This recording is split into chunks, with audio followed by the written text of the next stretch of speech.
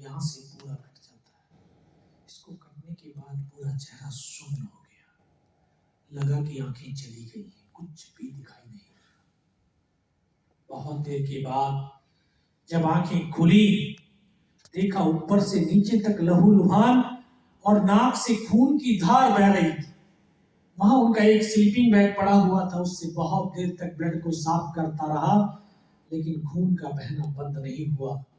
चल नहीं सकता था, खिसकता रेंगता उस साथी के पास तक पहुंचा तो पहाड़ी से पीठ लगा करके उस साथी के बिल्कुल सामने बैठा हुआ। मैं उनको बोला, सर आप मुझे फर्स्ट एड कर दो, अगर ये नहीं मारेंगे तो ब्लड इतना निकल रहा है कि मैं स्वतः ही मर जाऊंगा।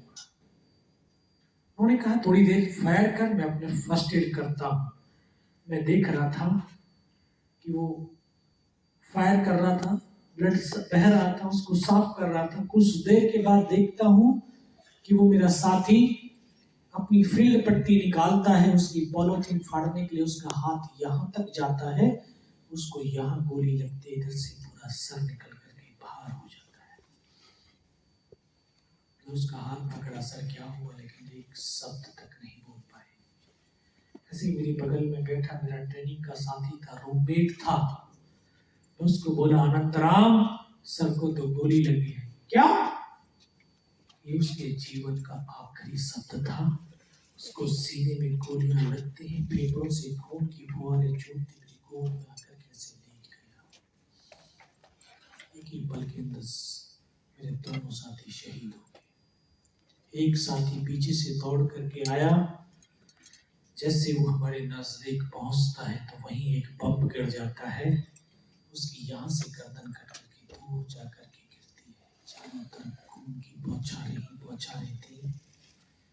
मैं देख रहा था कि उस धड़ पर सर नहीं था, लेकिन हाथों से बंदूक नहीं छूटी थी। वो धड़ 2 कदम तक चला हुई जमीन पर।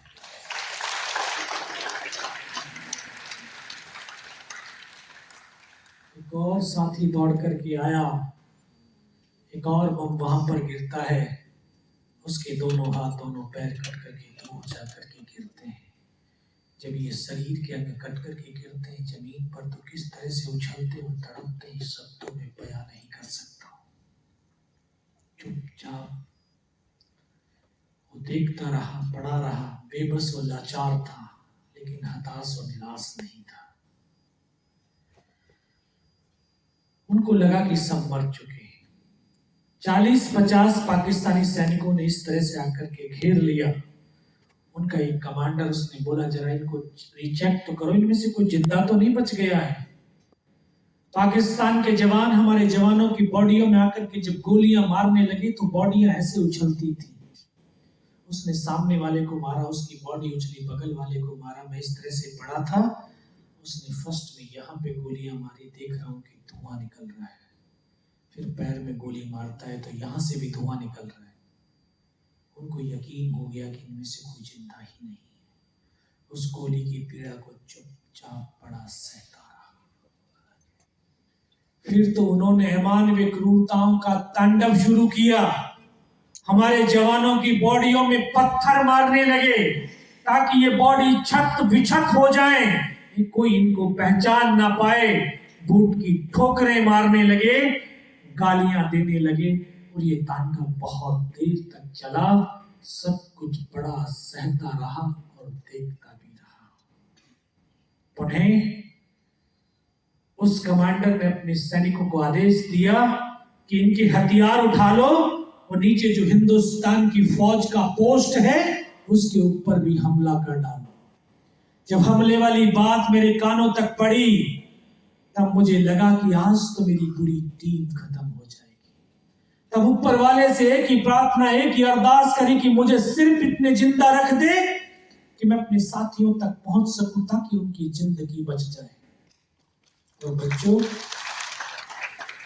ये सत्य है कि हम जब निस्वार्थ भाव, सच्चे समर्पण, सच्चे विश्वास के साथ उस ईश्वर अल्लाह वाहे गुरु को याद करते हैं, वो शक्ति तो साक्षात हमारे सामने आकर के खड़ी हो जाती है। इस 45 साल के जीवन में उस शक्ति का 2 बार 2 बार उसका दर्शन कर चुका हूं। बड़ा सौभाग्यशाली हूं कि परमात्मा ने 2 बार मुझे दर्शन दे दिए।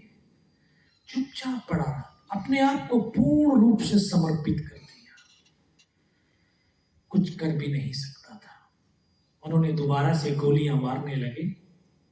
फिर वो जब नजदीक आया तब अपने आप से एक विश्वास पैदा किया, अपने आप से कमिटमेंट किया, अगर इसने सर और सीने में गोली नहीं मारी, चाहे मेरे हाथ पैर दोनों ही काट करके क्यों ना ले जाएं, मैं उफ तक नहीं करूंगा और जिंदा भी रहूंगा।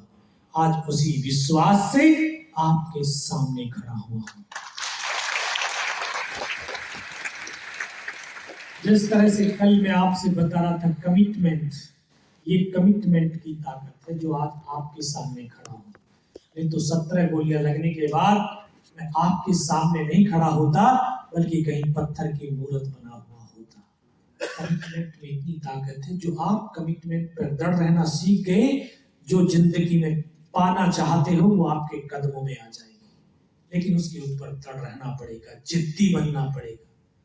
जिद्दी बनते, जिद किया किसी चीज का, जो जब इंसान जिस चीज के लिए जिद कर लेता है, संपूर्ण शक्ति उसकी संकल्पता में आ जाती है। फिर दुनिया की कोई ताकत आपके उस लक्ष्य को पाने से रोक नहीं सकती है। वो आया दोबारा से, फिर भी उसने बाजू में पैर में गोली मारी। 2 कदम चला, मैं देख रहा था कि वो रुक गया। जैसे वो रुका, मेरे मन में ख्याल आया शायद इसको पता चल गया कि मैं जिंदा हूं। अभी मन में विचार चल रहा था, तब तक तो वो वापस मुड़ गया और मुड़ते उसने राइफल ऐसे सीने की तरफ करी। तब एक पल के लिए लगा योगेंद्र अब नहीं बचेगा, लेकिन कहते हैं जाको राखी साइयां मार सके ना कोई। और इस देश को भारत मां बोलते हैं, ऐसे नहीं बोलते, ये कंकर और मिट्टी वाली जमीन नहीं है।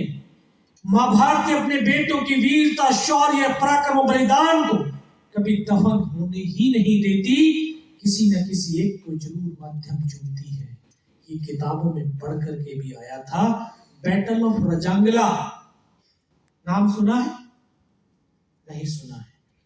जब यहां से कैंप से जाओ तो जरा उसको सर्च करना, बैटल ऑफ रजांगला, जो इंडिया और चाइना के साथ मेजर शैतान सिंह भाटी के नेतृत्व में वो युद्ध लड़ा गया।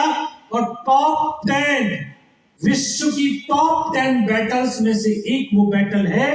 120 जवान चाइनीज सैनिकों के साथ लड़ते रहे, जिसमें से 114 जवान शहीद हुए, लेकिन शहीद होने से पहले 1300 से ज्यादा चाइनीज सैनिकों को मौत के घाट उतार दिया था। उसमें से 2-4 जवान घायल अवस्था में मां भारती ने जिंदा रख लिए, जिसमें से आज 2 जीवित हैं, जो उस युद्ध के वृतांत को, उस जीवन और मृत्यु के उस संघर्ष को बड़ी जब बखूबी से जब सुनाते हैं तो रोम रोम पुलकित भी होता है और मन में एक जोश और जुनून भी भरता है। तो मां भारती अपने बेटों की वीरता, शौर्य, पराक्रम को कभी दफन नहीं होने देती। शायद मुझे वो माध्यम चुन लिया होगा कि उसके बेटों ने वीरता, जो शौर्य, जो पराक्रम दिखाया है, उसको मैं देश और दुनिया तक पहुंचा सकूं। तो जब उसने गोली चलाई तो सीने की तरफ चलाई। यहां पे पर्स रखा था, उस पर्स में कुछ 5-5 रुपए के सिक्के थे। शायद मां भारती ने उन सिक्कों को इकट्ठा कर दिया होगा, और जब गोली चली तो जाकर के सिक्कों पे लगी और रिकोचित हो गई।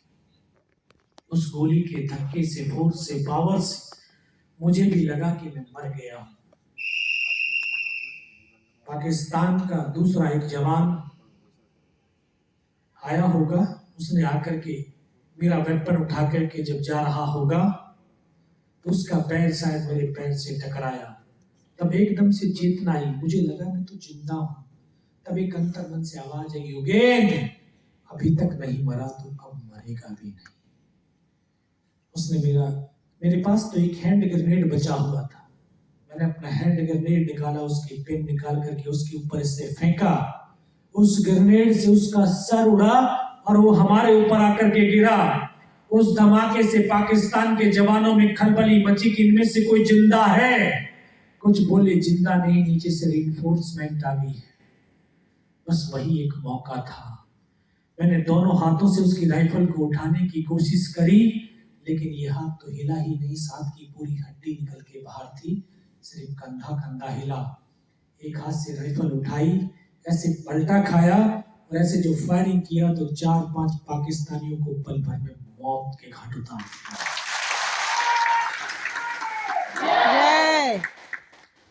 उसके बाद खिसकता रेंगता फायर करता हूँ। उनकी चारों तरफ गोलियों की बौछारें हो रही थी, लेकिन उस बौछारों की परवाह नहीं करी। कभी लुढ़क करके इस तरफ से फायर कर रहा हूँ तो कभी इस तरफ से फायर कर रहा हूँ। 4-5 जगह से जब फायरिंग किया तब उनको यह आभास और एहसास हुआ यहाँ अकेला नहीं है, हिंदुस्तान की फौज की एक दूसरी टुकड़ी ऊपर चढ़ाई है। उनके हौसले परस्त हो गए, वो वहां से भाग खड़े हुए। खिसकता रेंगता फायर करता 4-5 मीटर तक उनके पीछे गया।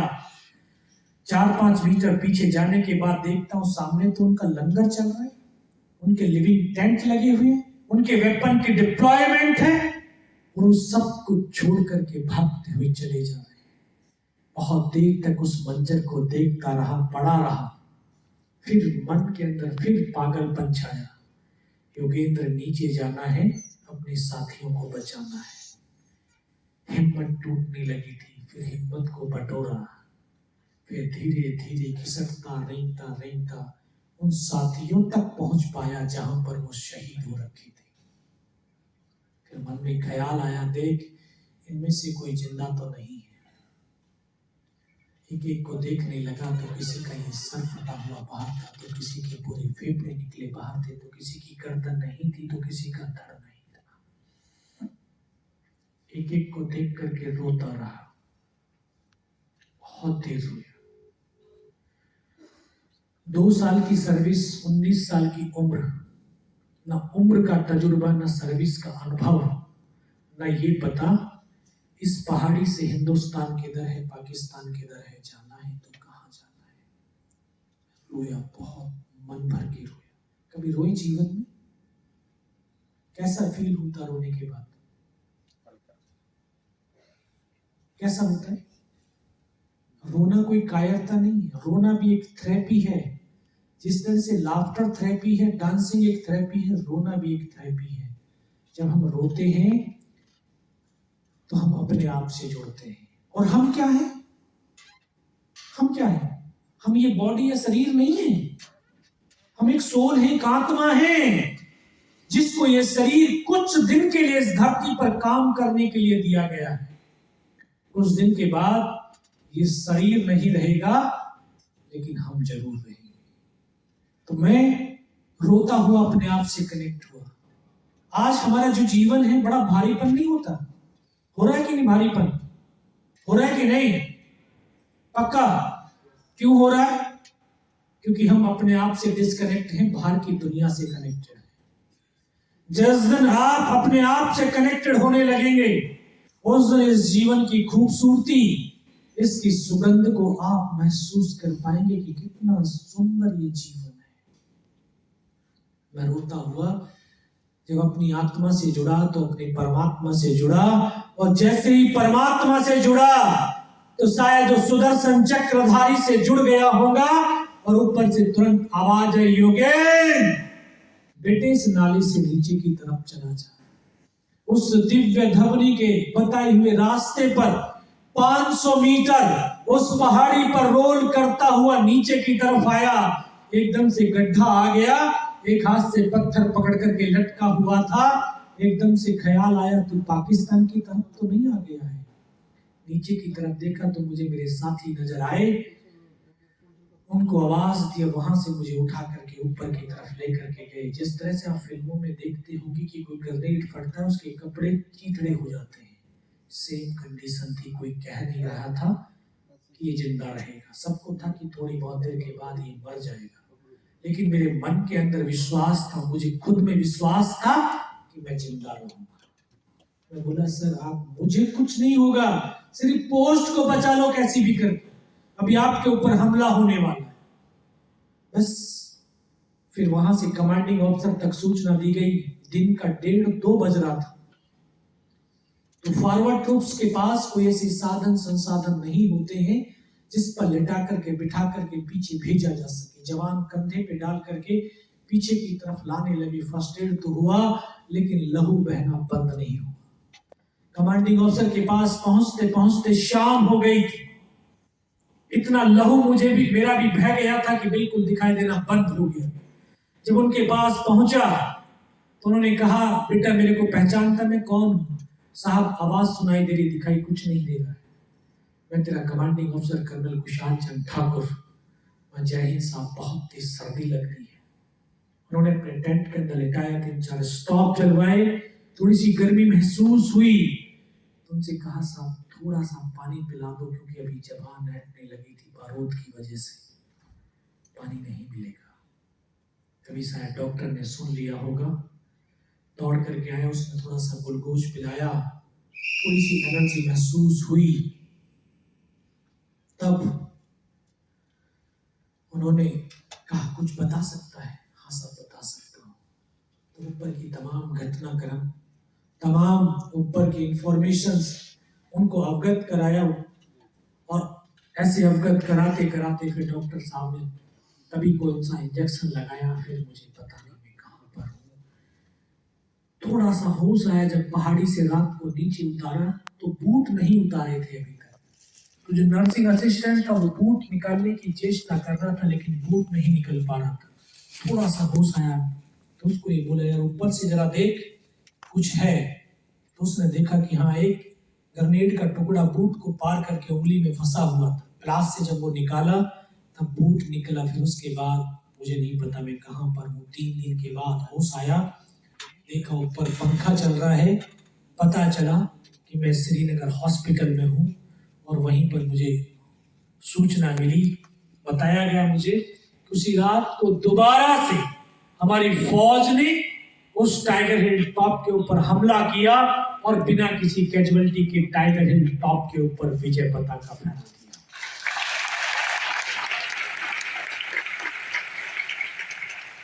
टाइगर हिल की जीत कारगिल युद्ध का यू टर्न था, सीज़फायर। और आज हम 26 जुलाई को कारगिल विजय दिवस के रूप में मनाते हैं। कारगिल युद्ध के दौरान मां भारती के 527 बेटों ने अपने लहू की आखिरी बूंद और जीवन की आखिरी सांस को हमारे लिए और इस राष्ट्र के लिए कुर्बान किया है, जिनको मैं सत सत नमन करता हूं। मैं बड़ा सौभाग्यशाली हूं कि 527 में से उन 300 परिवारों से मिलने का मुझे सौभाग्य मिला, उन साथियों का वादा निभाने का सौभाग्य मिला। क्योंकि जब आखिरी युद्ध के लिए हमले के लिए जाते हैं तो जो टीम लीडर है वो कहता है आखिरी पत्र अपने घर पर लिख दो। अगर आपसे आज कहा जाए कि आखिरी कॉल अपने घर पे कर दो तो शायद नंबर डायल नहीं होगा, लेकिन एक फौजी फिर भी आखिरी पत्र लिखता है। और क्या लिखता है उसमें? मैं ठीक हूं, तुम अपना ध्यान रखना। लेकिन फिर भी जब उस समय ये रेडियो के माध्यमों से ये पता चल रहा था कि एक शहीद को लगभग 25 लाख के आसपास धनराशि मिलेगी, तो वहां से देखो कितना बैठ करके मैनेजमेंट भी कर रहा है आखिरी समय।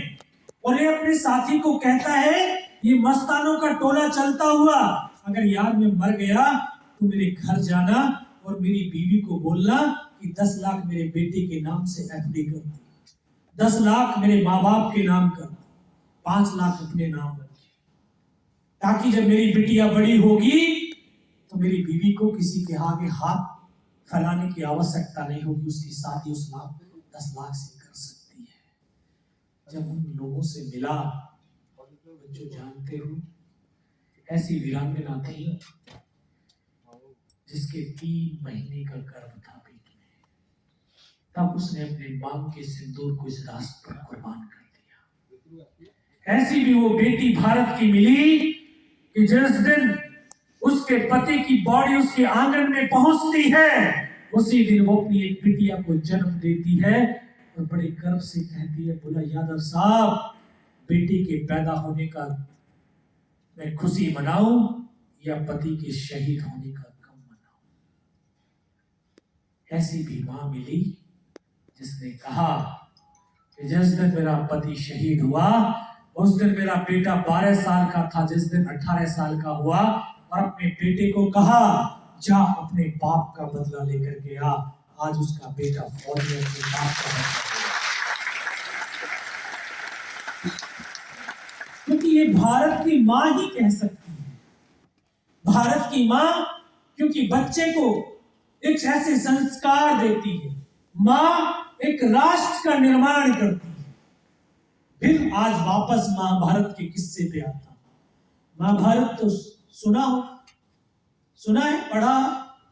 महाभारत में एक ऐसा पात्र, ऐसा एक 16 साल का लड़का जो दुनिया के सबसे बड़े धनुर्धरों के द्वारा रचित चक्रव्यूह को तोड़ने की कला अपनी मां के गर्भ में सीख लेता है और उस चक्रव्यूह को तोड़ देता है। मुझे भी लगा कि शायद ये कवियों की कल्पना होगी, क्योंकि ये कहावत था कि जहां पर ना पहुंचे रवि वहां पहुंच गए कवि। लेकिन आज की जो मॉडल माएं हैं उन्होंने उसको यथार्थ और चरित्रार्थ कर दिया है। कैसे? सुना होगा ना अपने घर मोहल्ले पड़ोस में, बड़े गर्व से कहती हैं आज की मॉडल माएं, मेरा 1.5 साल का बच्चा है, मोबाइल ऐसे ऐसे चलाता है, कहती है ना। तो जो गर्भ में उसने सिखाया है वही तो उसको आज मिल रहा है। हमने गर्भ में अपने बच्चों को, संतान को अपने मशीनों के साथ जोड़ दिया है, और जब मशीन इमोशनहीन होती है, उसमें इमोशंस नहीं होते, तो आज बच्चों में फिर इमोशन कहां से आएंगे जब वो हमेशा मशीन के साथ जुड़ा रहेगा। मशीनों का उपयोग सिर्फ काम की जल्दी करने के लिए, अपने टाइम को बचाने के लिए उस मशीनों का उपयोग करें, बाकी उसका उपयोग करने की कोई इतनी जरूरत नहीं, क्योंकि हम इंसान हैं, हमारे अंदर इंसानियत की भावना होनी चाहिए। और जब हमारे अंदर इंसानियत की भावना होगी तभी हम इस धरती से मोहब्बत कर पाएंगे, इस धरती से प्रेम कर पाएंगे। प्रेम किया है आपने? अरे किया है? प्रेम नहीं किया? किया है? किससे प्रेम किया? माँ बाप से किया, भगवान से मोहब्बत की। कुछ प्रेम वासना नहीं है, प्रेम एक दर्शन है, प्रेम एक प्रेरणा है, प्रेम एक दिव्य शक्ति है। प्रेम इस सृष्टि की वो दिव्य शक्ति है जिससे सृष्टि चल रही है। आपने गीता देखिए, उसमें फर्स्ट फ्रंट जो पेज है, कवर पेज, उसमें एक फोटो छपा है। क्या है उस फोटो में, जरा बताओ।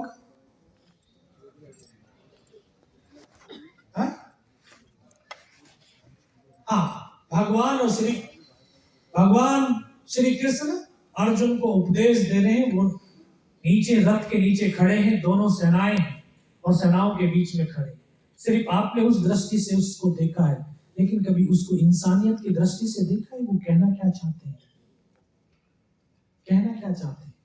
वो बहुत कुछ कहना चाहते हैं। वो दृश्य सिर्फ बहुत कुछ कहता है कि इंसान कितना भी बड़ा क्यों ना हो जाए, कितना भी परिपक्व क्यों ना हो जाए, लेकिन जीवन में कोई ऐसे क्षण जरूर आते हैं जहां हमारा मन हताश और निराश हो जाता है।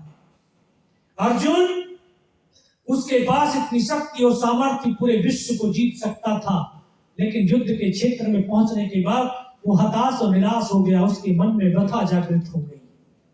लेकिन जब वो व्यथा उसके मन के हताश और निराश हुआ, लेकिन उस हताश और निराशा में भी अपने जीवन की डोर, अपने जीवन के सखा, अपने मित्र को सौंप दिया।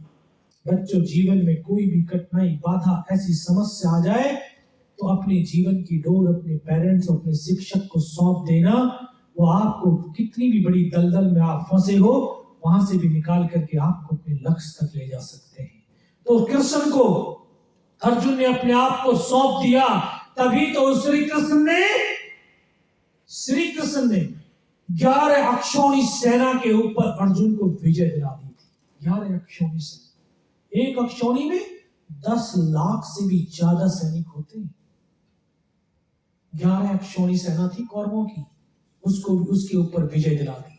तो जो हमारे जीवन की सारथी हैं उनको पहचानो। हमारे पेरेंट्स और शिक्षक हमारे जीवन की सारथी, इनसे बड़ा सारथी जीवन में कोई दूसरा नहीं हो सकता।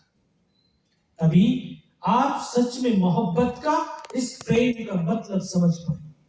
सैनिक अपने राष्ट्र से, इस धरती से इतनी मोहब्बत करता है और इसी मोहब्बत के लिए अपने भारत माँ के आंचल को साफ करने के लिए अपने लहू का कतरा कतरा तक बहा देता है। और आपके अंदर इतनी सामर्थ्य, इतनी ऊर्जा है। तभी तो राष्ट्र कवि दिनकर जी ने बहुत अच्छा लिखा। उन्होंने युवाओं से पूछा, दो में से तुम्हें क्या चाहिए, कलम या तलवार? मन में ऊंचे भाव की, तन में शक्ति विजय अपार।